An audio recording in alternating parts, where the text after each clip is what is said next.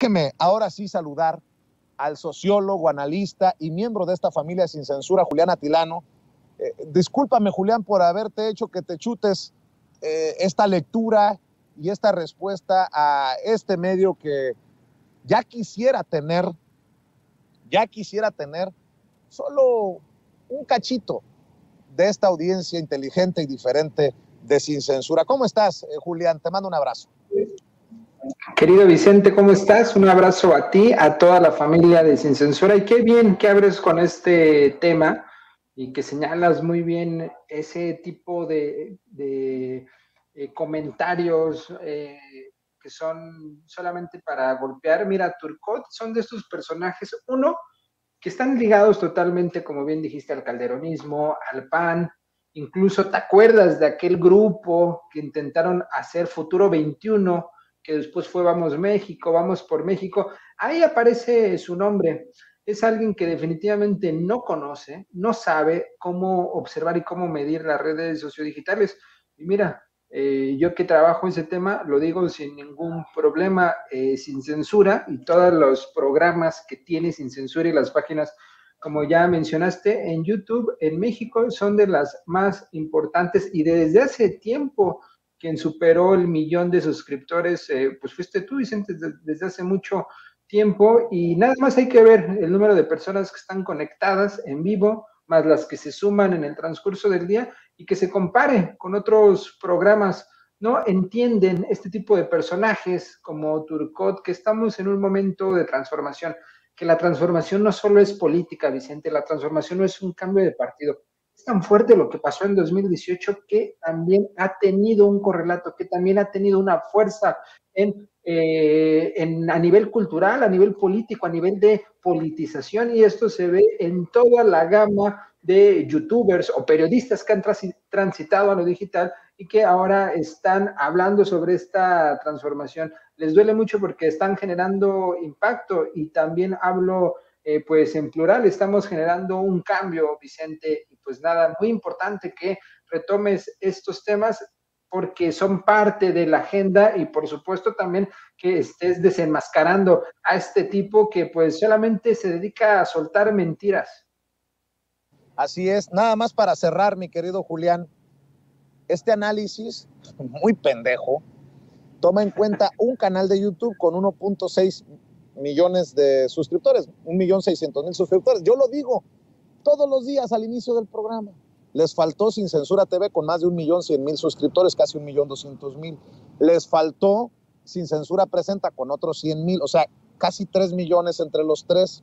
Les faltó decir que en estos momentos, por ejemplo, tenemos, de acuerdo a don David, 7, 9, 11, 12, 13,000, 14,000, casi 15,000 personas conectadas, que en Facebook tenemos cerca de 1,000,000 de seguidores entre Sin Censura con Vicente Serrano y Noticiero Sin Censura, que en Twitter tenemos cerca de 550,000 seguidores. Así que vayan sumándole. Y una cosa muy importante, la vitacilina es muy buena medicina y creo que está al alcance de todos. Búsquelo en su farmacia favorita. Mi querido Julián Atilano, hay que hablar de estas campañitas precisamente desde medios como Etcétera, Latinus de Loret de Mola, incluso desde espacios en la radio y en la televisión, en donde aparecen personajes que abiertamente son golpeadores del gobierno de la Cuarta Transformación. Después del hackeo de las guacamayas, ahora sale otro tema que hoy le plantean precisamente al presidente en la mañanera, y ahí aclaró que no están permitiendo el espionaje ruso, que es mera propaganda bélica. Si me permites, vamos a ver y escuchar al presidente y me das tu opinión de esta nueva campaña, de esta nueva narrativa. Ahora resulta que hasta se está permitiendo el espionaje ruso en México. Qué cosas. Vaya que sí, andan sin brújula muchos, también desde los medios de comunicación. Buenos días, procurador. Stephanie Palacios, de la Agencia Internacional Sputnik. Se habló sobre el sistema de información sobre el acuerdo entre México y Rusia en materia de espacial. Aunque el gobierno de México aseguró en este comunicado que el 8 de octubre este acuerdo todavía no entra en vigor por la parte de México, es necesario el visto bueno del Consejo de la Federación de Rusia, pero la Cámara Alta ya había aprobó este acuerdo el 6 de octubre y el presidente de Rusia, Vladimir Putin, el 8 de octubre firmó este documento. En estas áreas de cooperación que hay este sistema satelital del GLONASS, acuerda estos espacios para la seguridad espacial, pero dice que México no tiene pensado hacer como estos tratados, pero entonces, ¿a qué se refiere en el punto sobre la cooperación de navegación por satélite? O sea, si hay alguna información más, si el gobierno de México estaba enterado de que sí se firmó este acuerdo y qué es lo que está pasando, ¿no? Porque hay como una desinformación. Sí, es un acuerdo que se firmó el año pasado, en septiembre, antes de la guerra de Rusia y Ucrania, y ahora pues se está haciendo un escándalo porque se habla de que México está permitiendo que satélites rusos puedan ser utilizados para espiar el espacio aéreo mexicano y de América del Norte. Lo cierto es que estos acuerdos se firman con todos los países y no tienen el propósito de espiar a nadie ni de afectar la soberanía de ninguna nación. ¿Qué es lo que está pasando realmente? Pues que está la guerra, esto lo hemos dicho, produce mucho sufrimiento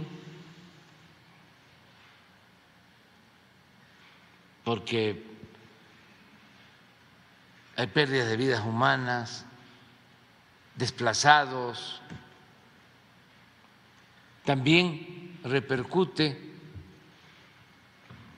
en la economía de los países del mundo, la inflación que se está padeciendo actualmente es producto en buena medida de esa guerra y por eso estamos planteando que se busque el diálogo y pacificar. Ahí están las declaraciones del presidente Andrés Manuel López Obrador, mi querido Julián. Digo, hay que ser sinceros, no sorprende que ahora venga esta narrativa de que México permitiría el espionaje de Rusia. Vamos a regresar a aquellos tiempos en los que el presidente se burlaba de que estaba esperando el submarino con el oro de Rusia, ¿no? Andrés Manuelovich, mi querido Julián. Ya ni saben qué inventar, Vicente, pero mira, muy astutos porque tratan de hilar las distintas narrativas, es parte de la estrategia que están haciendo. Están diciendo que hay una intentona del polo ruso para estar espiando a Estados Unidos y eso está vinculado con lo que tiene que ver con lo de los Guacamaya Leaks, Vicente, en donde se ha mencionado, en donde hay algunos periodistas, opinólogos que han también empezado a difundir la idea de un supuesto espionaje desde el gobierno. Entonces lo están comenzando a hilar, pero mira, yo lo que veo, Vicente, es que ninguna de esas narrativas está surgiendo efecto. Es más, incluso en el tema de Guacamaya, como es tanta la información y todos los medios, llámese Aristegui, llámese Loret de Mola, llámese Ciro, Penny Ley, todos estos personajes que lo único que hacen es golpear al gobierno sin ningún interés periodístico, más allá de la generación de likes. Lo que está pasando es como hay mucha información, están aventando puros petardos, están aventando puros misiles sin ningún objetivo, porque realmente no están analizando la información. Lo mismo con esto de Rusia. ¿Qué pasó? Desde el fin de semana, Cancillería, Marcelo Ebrard ya salió a decir lo que hoy repitió el presidente López Obrador. En este acuerdo marco que se hace con todos los distintos países y por supuesto que se hace en tema de satelital, obviamente lo vas a hacer con las potencias, porque son quienes tienen también la capacidad técnica, industrial, tecnológica para hacer este tipo de situaciones. Se hizo desde el año pasado y no contempla que se ponga absolutamente nada en México. Es que la oposición se quedó en el pasado, Vicente. No solo hicieron y desestabilizaron y destruyeron gran parte de la estabilidad económica del país, también a nivel político se quedaron en el pasado. Siguen pensando que estamos en esta guerra fría y que va a pasar como en su momento con lo de la guerra de los misiles, en donde había misiles en Cuba que iban a disparar a Estados Unidos, etcétera, y entonces piensan que desde México va a pasar lo mismo y está aquí ya pues todos los rusos para tratar de hacer otra vez una guerra como se vivió en aquel momento. De verdad que no hay ningún elemento en donde se ancle esta narrativa. Y hay otra también, Vicente, que está ahí sobre la mesa. Este libro de Elena Chávez, del Rey del Cash, también un libro que no está mostrando nada de pruebas, Vicente, es puro chismerío, de alcoba, sin ningún sustento, para sostener absolutamente nada, y nuevamente es lo que estamos viendo. Desde que comenzó el sexenio hasta este momento, lo único que estamos viendo es cómo están inventando una y otra vez cada mentira y tratan de ver qué pega, tratan de ver si el presidente responde o si se engancha, y de ahí están tratando de reventar un día sí y otro también.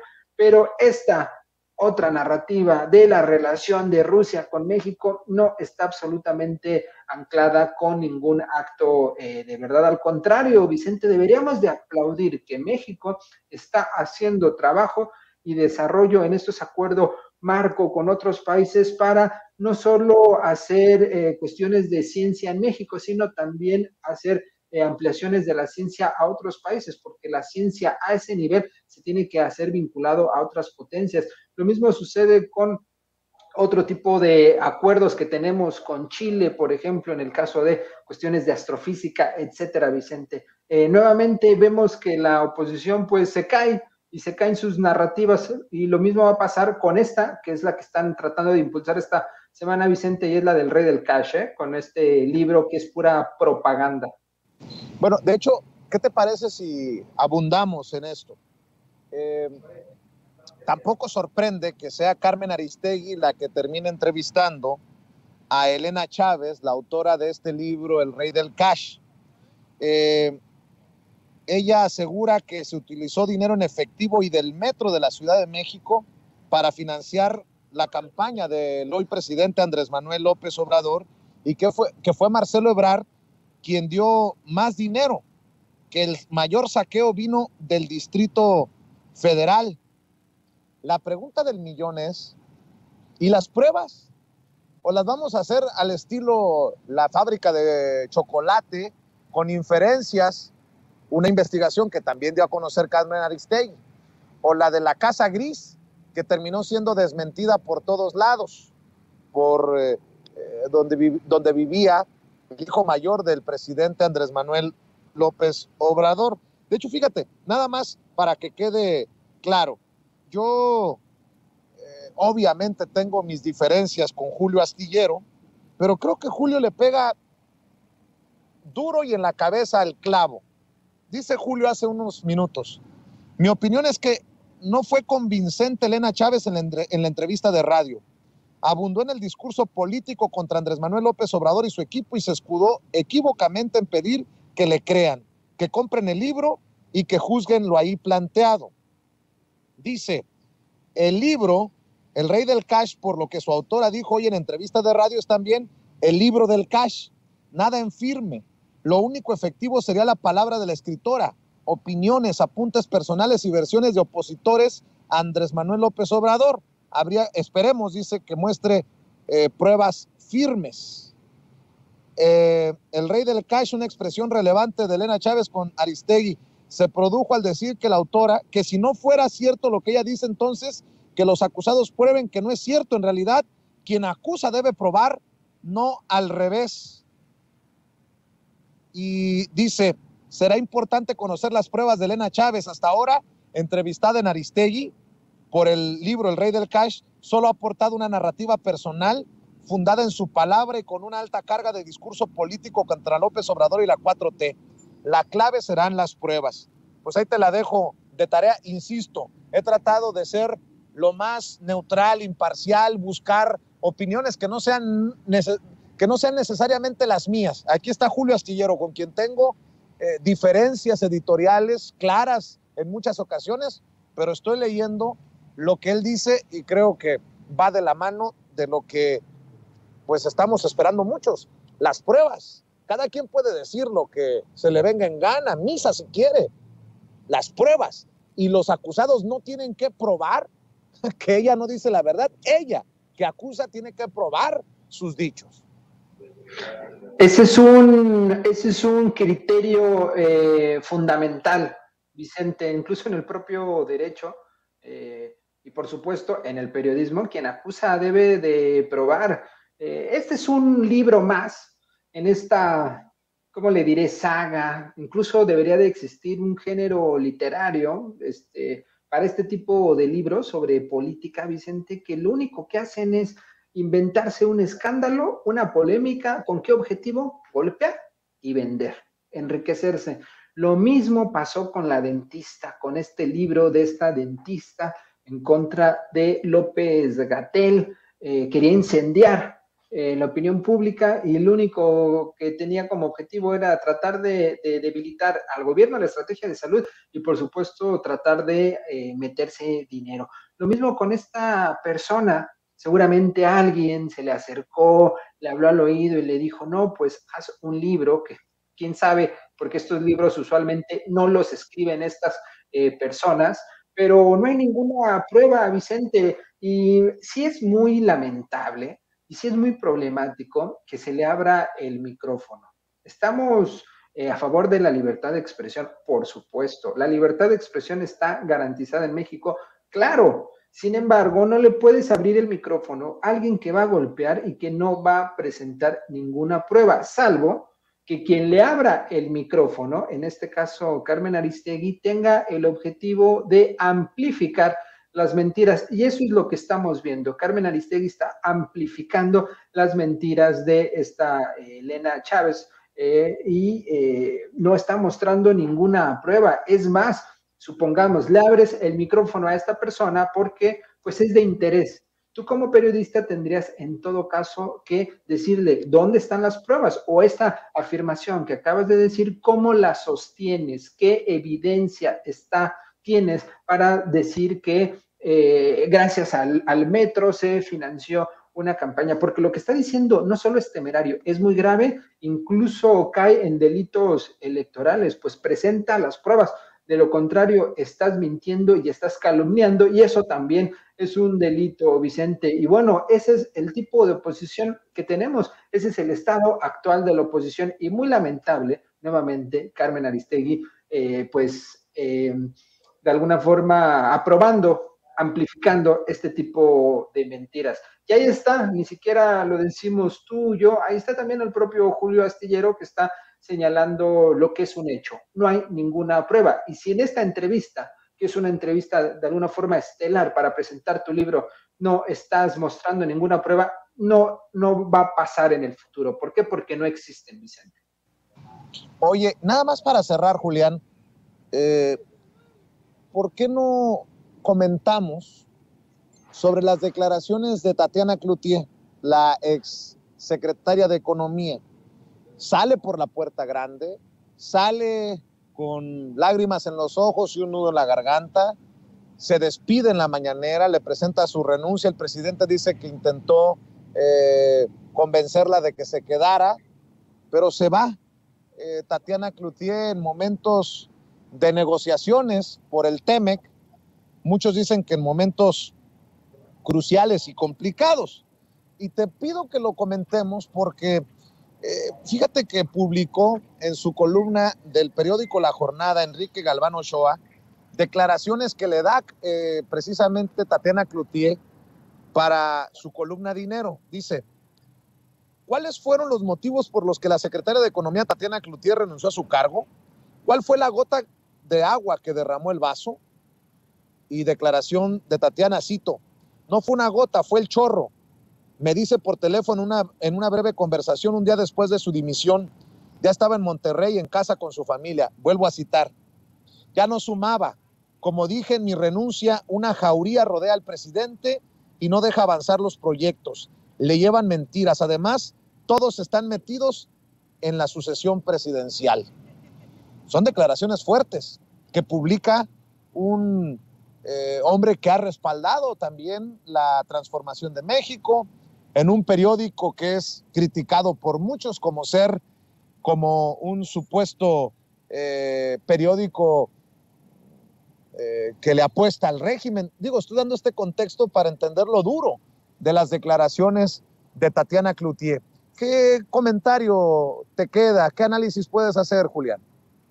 Leí la nota en la mañana, la nota, la columna, me pareció muy fuerte lo que dice, por todo lo que ya acabas de comentar, por ese contexto. Si lo dijera Turcot sería una broma. Cuando sale desde adentro hay que poner atención. Vicente, hay que escuchar, hay que ver qué es lo que está sucediendo, porque no es menor lo que está diciendo, y es prácticamente la cita que pones y que pone en la jornada. El presidente está rodeado de una jauría que le miente. Hay algo que se ha trabajado en ciencia política, Vicente, desde hace mucho tiempo, incluso hasta en las series aparece esto, y es que a veces se encapsula al presidente, se rodea de un sector muy cercano a él y se abstrae de todo lo que sucede afuera. De alguna forma ella está dando a entender eso, que el presidente está encapsulado por un grupo de personas que le mienten. Si esto es cierto, Vicente, es muy grave y hay que preguntarle en la mañanera quiénes son esas personas. Y si no es así, pues entonces estaría mintiendo Tatiana Cloutier, ¿no? Entonces hay que ver realmente qué está pasando y sobre qué temas y que ahonde un poco más sobre esta situación. Mira, fue claro, aunque muchas personas trataron de negarlo, que la salida de Tatiana no fue tersa, o sea, la cuestión del abrazo y eso, aunque también muchos comentarios rayaron en la exageración, sí había algo ahí de cierto, ¿no? Sí había algo ahí que mostraba que no salieron tan en tersa calma.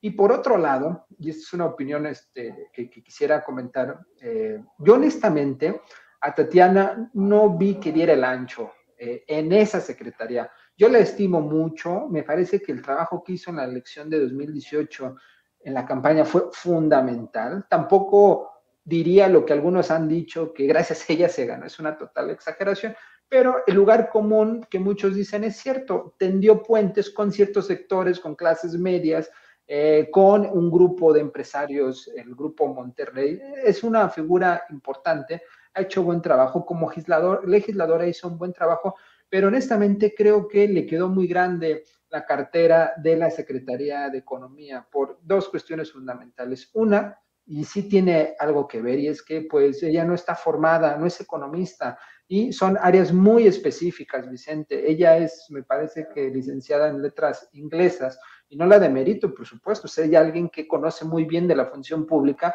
y no tienes tampoco que ser el especialista en economía para ser secretario en economía, pero creo que no dio el ancho y también creo que no supo resolver muy bien el tema del TEMEC, el tema de la reforma eléctrica, el tema del litio, y también lo asocio, eso es también una postura muy personal, con que me parece que ella está de alguna forma vinculada ideológicamente más a la derecha un poco, es decir, ella sí es progre en el sentido en que a favor del aborto, las libertades, en términos de derecho, pero creo que en economía ella no es muy de izquierda, entonces había algunos temas en los que pues no congeniaba, o con Rocío Nale, que ella es una total soberanista, que busca un Estado fuerte, y incluso en la columna señala ahí que hubo cierta tensión con la secretaria de Energía. Entonces, dos cosas. Una, creo que no dio el ancho Tatiana Cloutier, y otra, que la declaración que hizo es muy fuerte y habría que ver qué está